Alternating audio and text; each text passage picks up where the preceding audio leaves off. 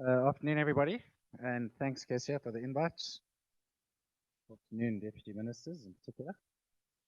Um, yeah, thanks. So I'm going to try to go through this as quickly as possible because I know we are quite pressed for time. Where's my clicker? So, as Kesia said, IHS has been around in South Africa since about 2007. We only do affordable housing, the full value chain, from raising the capital, developing the product, and in many instances manage it. We focus quite a lot on rental, as you'll see from the projects that I'm going to display to you, but we also do sell to the open market. Get the first slide, it's too busy. As you can see, the most difficult thing in building affordable housing, particularly on the continent at scale, is raising the capital. I think the equity is the biggest missing link in everything we do. It's the hardest thing to do. On the right-hand side of that slide, you'll see predominantly big global DFIs that we've been able to raise capital from over a long period of time. It's very hard, it takes very long, and it's very complicated, but we're very, very thankful to them. The green circled square on the right there are the investors that invested into our Namibia fund, which happens to be 70% Namibia, 30% Botswana. So that is the GIPF, WDB Holdings, KFW, European Investment Bank, and the IFC. So significant LPs that have over a long period of time actually showed that they've got a commitment to housing and to the climate, as I'll talk to a little bit later. We've, since 2007, raised nearly $750 million of equity, which is invested into the affordable housing market. I think that's quite significant in all of the countries that we operate in, quite a significant slice of often foreign direct investment. Although, as you can see from GIPF, we have some good local flavor in this fund as well. During that time, we've built about 32,000 affordable houses in those 4 countries, predominantly South Africa and Namibia, Botswana. We've just moved into Kenya, and that fund is going really nicely. Also working very closely with Chrissy and her team there. So we're very excited about that. If you look at Namibia in particular, we raised $83 million for investment in the affordable housing market in Namibia. We started in 2016, really only got building properly in about 2018, 2019, then boom, 2020 came COVID, which didn't help things. But anyway, we've managed to build significantly and made really good progress. We had no team in Namibia when we started. We've now got an investment team of 4 professionals that work in our office in Namibia, as well as a team of 21 in the property management business. Just to give you context, in South Africa and the rest of the continent where we operate, we have an investment team of 50 people and a significant property management team of about 200 people. When I said that the most difficult thing is raising capital, I think the second most difficult thing, once you've actually built the properties, particularly if you're operating in the rental market at scale, is managing them. So that 200-person property management team is significant. And to the minister's point earlier, that business is run by all women, and about 70% of the staff are women, and they do it properly. I keep thinking someone's flicking these slides for me, but I don't know. I think we've heard a lot this morning about the demand for affordable housing in Namibia. Whether it's 200,000, 300,000, 400,000, it's a lot. And the ability to get those houses built as quickly as possible is something that we really, really need to focus on.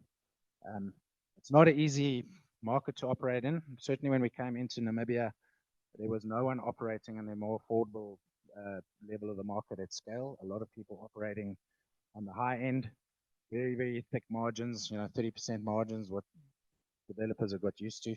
We've managed to prove over a period of time, and we've brought a lot of those developers down into the more affordable space, that if you can build at scale, which once again, you can only do if you've got equity, significant equity. And once again, we're very thankful for those equity investors. You can only build at scale if you have the equity, and margins can come down significantly. So people then understand if you're building 300 homes versus 30, you can still make money at a 4 or 5% margin, and that's good for everyone. I think a lot of the challenges have been spoken to. I think land is a huge challenge. When we came into Namibia, it was one of the problems that was highlighted to us. A lot of people from F&B. I remember being with our investors at a presentation at F&B, and didn't go according to script. It was told it's impossible to build a house of any kind in Windhoek for $50,000. I mean, for $500,000. And at the time, obviously, the high end of the market was performing very well, and there's a lot of housing inflation. But we managed to make a plan. I do think there's a lot of better ways of doing it, and certainly in our next fund, which we're already starting to think about, we'd like to move way lower down the LSM ladder. And it was very interesting hearing those case studies a little bit earlier. And I think, how do we get lower down the LSM ladder? I think that definitely involves a lot more participation by local and national government. The policies are there. What we tend to find everywhere that we work is that the policy framework runs very far ahead of the implementation framework. So I think it's a matter of trying to close that gap and really sit down and have real conversations with government that would be mutually beneficial as to how we can do this. And you know, time is money, and obviously we're raising capital from EFIs and pension funds. The impact investors, they're highly focused on impact, but anyone who's tried to raise money from an impact investor will also tell you that they're also highly focused on their returns. So, you know, they give us money that they want back and they want a return, and that's perfectly understandable. And the biggest factor that's inhibiting that return, almost everywhere that we're working, is time. And often it's time that's wasted getting land serviced, getting land zoned, you know, the administrative issues that I think if we really sat down and worked with each other and talked to each other, that we could resolve. I've actually spoken to this, what can be done to fast track delivery. I really like the idea about property rental, and I've spoken to many local authorities in many countries about, you know, what happens in, let's take Windhoek as an example. There may be a piece of land that's owned by the local authority. It's actually a cost to the local authority because they have to keep it secure, they have to look after it, keep it clean, keep it tidy. If that piece of land was rented to a developer on a long-term lease and made up part of the capital structure of an affordable housing development, i.e., you can rent this land from us at a reasonable rental for the next 50 years. It has to be an affordable housing product. It has to be green. I'll make the point that it's much easier raising climate money these days than what it is raising housing money. You'll see that a lot of our investors are putting money into our product because it's all green. Everything that we build is green. I've got a couple of slides on it.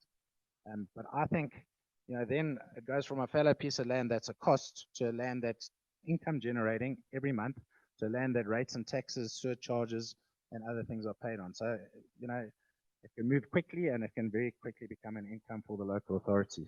It also makes the development very viable because you don't have the upfront capital cost of the land. Just very quickly, focusing on what we've actually done in Namibia. So those AUHF projects are the ones that you'll be looking at. We would have built about 2,500 units. Most of those are already built, about 2,000 of them. Some of them, particularly June's Estate at the bottom, we've just kicked off building units that are actually going to be sold there. That's 426 units, but the rest is all complete. Like I said, it's predominantly a rental portfolio. All of the property that we build is green, and I think EDGE, well, I know EDGE are one of the sponsors here. AUHF was very involved in rolling out the EDGE program in South Africa together with the IFC, EIB, KFW, and others. And it's been an extremely successful program, like all across the continent. Almost everybody that builds in South Africa now, certainly, and we're seeing it in Namibia, Botswana, we're seeing it in Kenya. A new project in Kenya, everything will be EDGE compliant. That obviously saves the planet, firstly, but secondly, if you're a tenant in the affordable housing space and you're managing to save $600 in a year on efficiency on water and electricity, that's 1 month's rental. To most of these people who are paying 500, 600, that's a monthly saving. So it turns out to be 1 month's rent in a year that these tenants are saving on efficiency. So very small cost to the developer or to the investor, but very high impact to the tenant.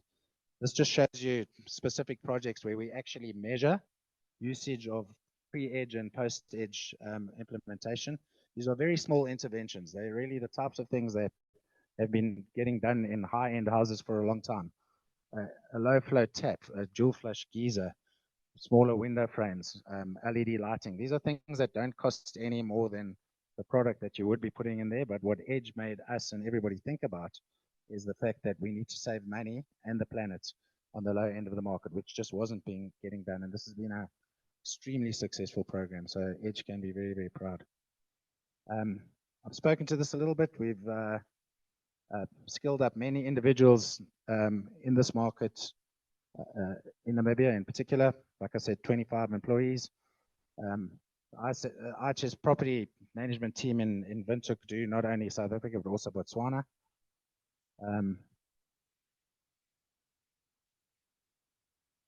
We've almost exclusively used local Namibian and Botswana developers and contractors. It's always the test when you go to another country to be able to use local resources. They know the market, they understand the market better than we do.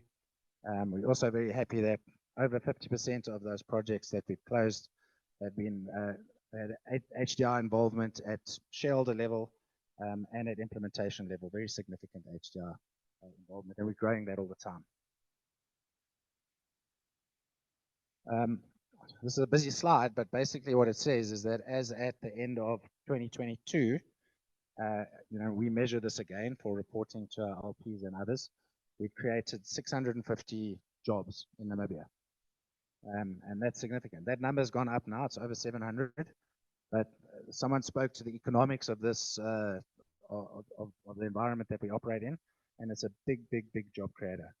I think it's probably understated because it's sometimes hard to measure. There's a lot of temporary jobs that are created, but it's a significant job creator. I remember during, just as COVID was ending, one of our very big projects, Homostal, we were building 430 odd housing units. It was a massive project. I mean, to build 430 housing units in the space of 14 months. I remember going onto that site and just seeing people working, stuff getting delivered, and I was walking with one of my colleagues, Joe, that a lot of the Namibians may know, and I was just like, this is incredible. We have to take a video of this because there wasn't as much economic activity going on anywhere in Windhoek at the time. It was in the thick of COVID, tourism was down, and it was just so wonderful to actually physically, with my own eyes, see the impact that we're having, not only on the housing, but just to see, like, it was like ants working. There was just work going on, and there was stuff getting delivered, and it was a great example of what we sort of set out to do. Just very quickly, some of our projects. Here's Homostal, 432 units that we built there pretty quickly, all green. The cost was $671,000 per unit, renting them out for about 5.9. Next, Ochimiso is not far from Homostal, 572,000 a unit, renting them out for about 5,500 a unit. That was 374 units. If we move to the coast, Pelican View in Walvis Bay, very affordable product, 560,000 Rand a unit, renting them out for just over 4,000 Namibian dollars a unit. Kwankoma in Walvis Bay, similarly very affordable, 3,500 Rand a unit. Mondesa in Swakopmund cost us about 575,000 a unit, and we're renting out for just over 4,000. These, by the way, these developments are all fully let. 100%, between sort of 97, 98% let. It's just churn.